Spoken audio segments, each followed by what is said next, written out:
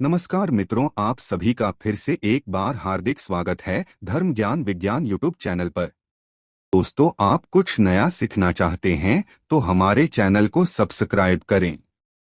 जय श्री कृष्ण, राधे राधे। दोस्तों, कई हजार वर्षों बाद 7 सितंबर 2023 को बहुत ही दुर्लभ और दिव्य संयोग बनने जा रहा है, क्योंकि इस दिन जन्माष्टमी के पावन पर्व के साथ साथ राजयोग, अमृत सिद्धि योग और साथ ही धनलक्ष्मी जैसे कई योग बन रहे हैं और इस दिन भगवान श्री कृष्ण सबसे अधिक प्रसन्न होने वाले हैं। इसीलिए दोस्तों, अगर आप भी भगवान कृष्ण से इस दिन जो भी सच्चे दिल से मांगेंगे वो मनोकामना आपकी जरूर पूरी होगी। वहीं दोस्तों, कृष्ण भगवान को प्रसन्न करने के लिए इस जन्माष्टमी पर कुछ विशेष उपाय जरूर करने चाहिए, जो कि आपकी किस्मत बदल देंगे और आपको मालामाल और धनवान बना देंगे, साथ ही आपके सभी दुखों का नाश हो जाएगा। इसलिए दोस्तों, जन्माष्टमी से जुड़ी संपूर्ण जानकारी के लिए इस वीडियो को अंत तक जरूर देखें। और दोस्तों, अगर आप भी अपने जीवन में भगवान श्री कृष्ण की कृपा पाना चाहते हैं तो इस वीडियो को लाइक करें, कमेंट में जय श्री कृष्ण राधे राधे लिखना ना भूलें। दोस्तों, आज की इस बेहद ही सुंदर वीडियो में हम बात करेंगे कृष्ण जन्माष्टमी साल 2023 में कब मनाई जाएगी, किस दिन आप जन्माष्टमी का व्रत रखेंगे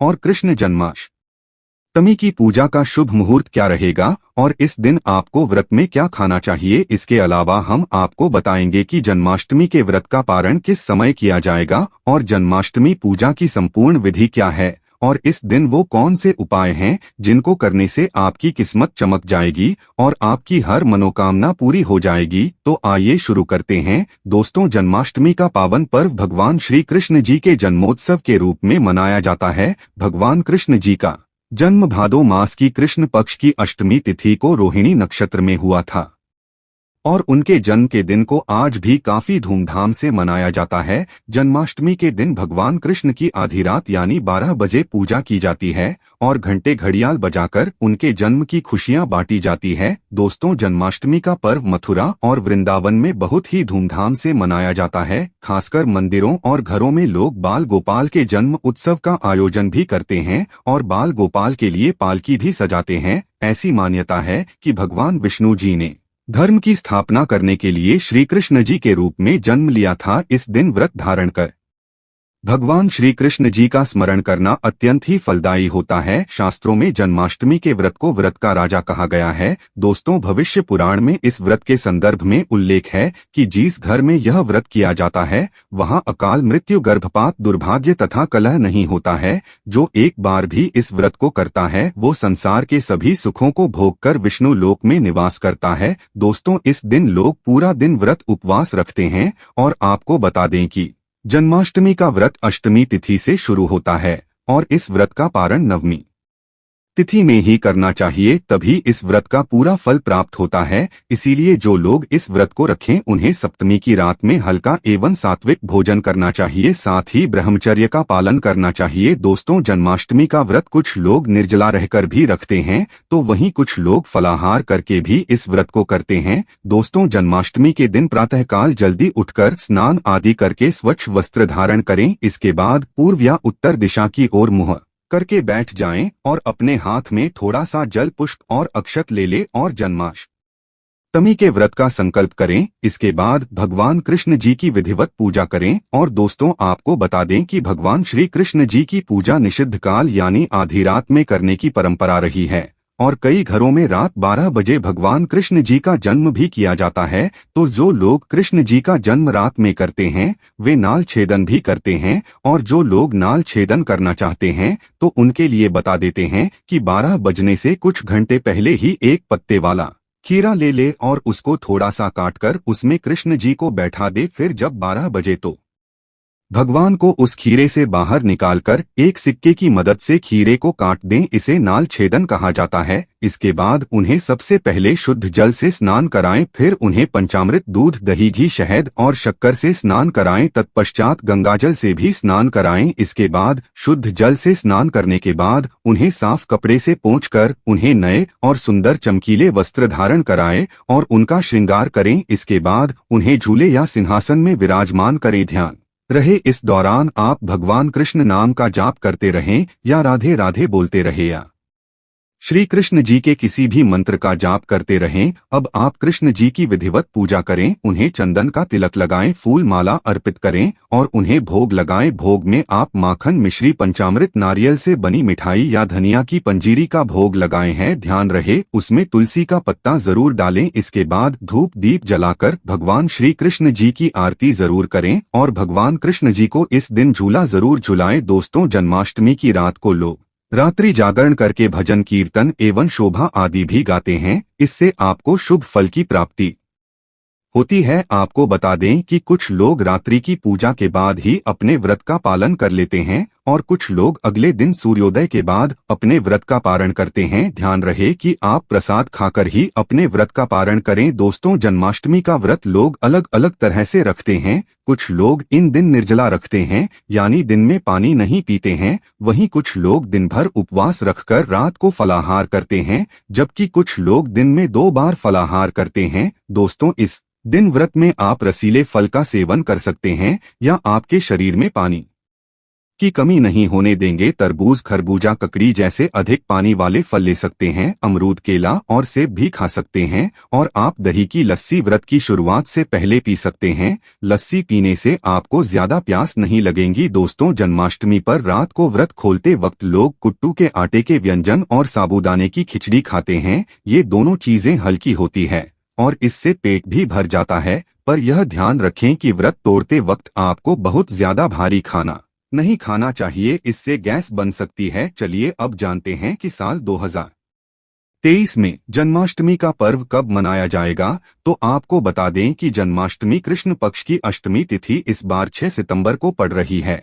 और यह कृष्ण भगवान की 5250वीं जन्माष्टमी होगी। ऐसे में यह 6 सितंबर को दोपहर 3:37 से शुरू होगी और 7 सितंबर को शाम 4:14 तक रहेंगी। इसलिए इस दिन सुबह 9:20 से रोहिणी नक्षत्र शुरू होगा। ऐसे में गृहस्थ सितंबर और वैष्णव संप्रदाय के लोग 7 सितंबर को इस त्योहार को मनाएंगे। दोस्तों, जन्माष्टमी के लिए इस बार शुभ मुहूर्त 46 का है, जो 12:02 से 12:48 तक रहेगा। ऐसे में इस दिन रोहिणी नक्षत्र का संयोग भी बन रहा है। ऐसे में इस दुर्लभ संयोग में जन्माष्टमी की पूजा करने से 3 जन्मों के पापों से मुक्ति मिलेगी। वहीं अगर किसी की आत्मा प्रेत योनि में भटक रही है तो उनके नाम से की गई पूजा उनकी आत्मा को मुक्ति प्रदान करेगी। इस दिन का व्रत निसंतान को भी संतान का सुख देने वाला होता है। ऐसे में इस बार जन्माष्टमी का व्रत करना ना भूले। साथ ही जो इस व्रत को शुरू करना चाहते हैं तो इस बार उनके लिए यह सबसे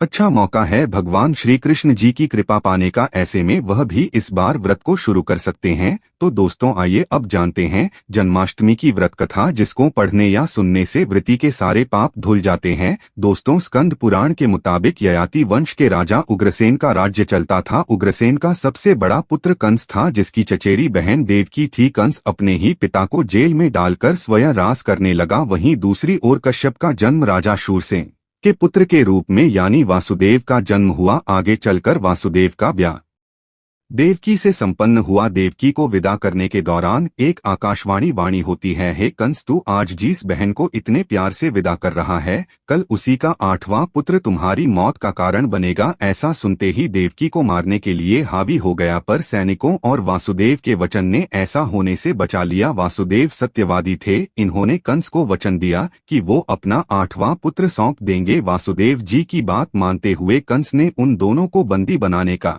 निर्णय लिया और उनके पास पहरेदार लगा दिए। इसके बाद देवकी के सारे संतानों को मारने का रण कर लिया। निश्चय अनुसार देवकी के 7 संतान द्वारा मारे गए। इसके बाद देवकी के 8वें पुत्र का जन्म हुआ। भाद्रपद माह के कृष्ण पक्ष की अष्टमी तिथि को रोहिणी नक्षत्र के दौरान मध्यरात्रि में भगवान श्री कृष्ण का जन्म हुआ था। बालक के जन्म लेते ही जेल की कोठरी प्रकाशमय हो गई। साथ ही एक आकाशवाणी सुनाई दी कि तुम बालक को गोकुल में रह रहे नंद बाबा के यहाँ छोड़ आओ, वहाँ एक कन्या का जन्म हुआ है, उसे तुम यहाँ ले आओ। ऐसा सुनते ही वासुदेव की हथकड़ियां खुल गई। वे तुरंत एक टोकरी में श्री कृष्ण को रखकर इसे माथे पर लादे।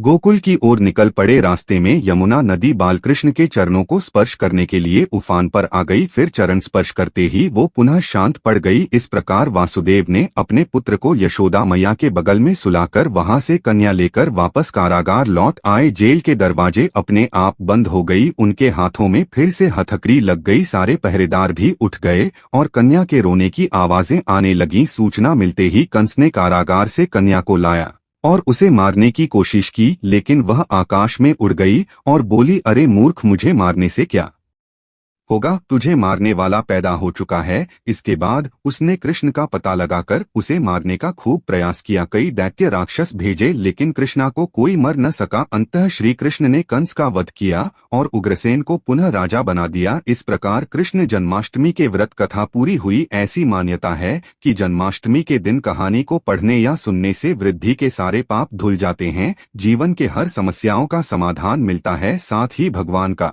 आशीर्वाद सदैव बना रहता है। तो आइए दोस्तों, आप जानते हैं जन्माष्टमी के दिन कौन से उपाय करने से आपकी किस्मत चमक जाएगी और आपके सभी दुखों का नाश हो जाएगा। सबसे पहला उपाय आपके अटके कार्यों में गति लाएगा। दोस्तों, कृष्ण जन्माष्टमी के दिन सुबह स्नान व ध्यान आदि करने के बाद घर के बाल गोपाल को नई पोशाक पहनाइए, भोग लगाएं और गोपी चंदन से श्रृंगार करें। उसके बाद पास के राधा कृष्ण मंदिर में जाकर वैजयंती फूलों की माला अर्पित करें। अगर वैजयंती फूल न मिले तो पीले फूलों की माला भी अर्पित कर सकते हैं। ऐसा करने से भगवान कृष्ण का आशीर्वाद मिलेगा और अटके कार्यों में गति आएगी। दूसरा उपाय, और इस उपाय से आपका भाग्य मजबूत होगा। दोस्तों, जन्माष्टमी के दिन बाल गोपाल को केसर, मेवा, मिश्री, साबूदाने या खीर का तुलसी दल डालकर भोग लगाएं, लेकिन ध्यान रखें कि खीर में चीन की जगह मिश्री की डली डालें। साथ ही सफेद मिठाई अर्पित करें। ऐसा करने से कान्हा की कृपा मिलती है और भाग्य भी मजबूत होता है। तीसरा उपाय से आपके घर में धन धान्य की कमी नहीं होगी। दोस्तों, सुख समृद्धि के लिए जन्माष्टमी के दिन बाल गोपाल को पूजा करते समय एक पान का पत्ता भी अर्पित करें थे। पत्ते पर सिंदूर से श्री लिखें और फिर उसको पूजा करने के बाद जहां पैसा रखते हो वहां रख दे। ऐसा करने से घर में धन धान्य की कमी नहीं होती और धन संबंधित समस्या दूर होती है। इस उपाय से मिलेगा शुभ समाचार। दोस्तों, निसंतान दंपत्ति जन्माष्टमी के दिन गाय और उसके बछड़े की सेवा करें और आशीर्वाद लें। इसके साथ ही गाय और उसके बछड़े की मूर्ति भी लेकर आए और बाल गोपाल के पास मूर्ति को रखकर उनकी भी पूजा करें। ऐसा करने से भगवान कृष्ण की कृपा से जल्द शुभ समाचार सुनने को मिलता है। इसके बाद गाय और बछड़े की मूर्ति को ईशान कोण में रखना आदर्श स्थान माना गया है। इस उपाय से आर्थिक तंगी होगी दूर कर।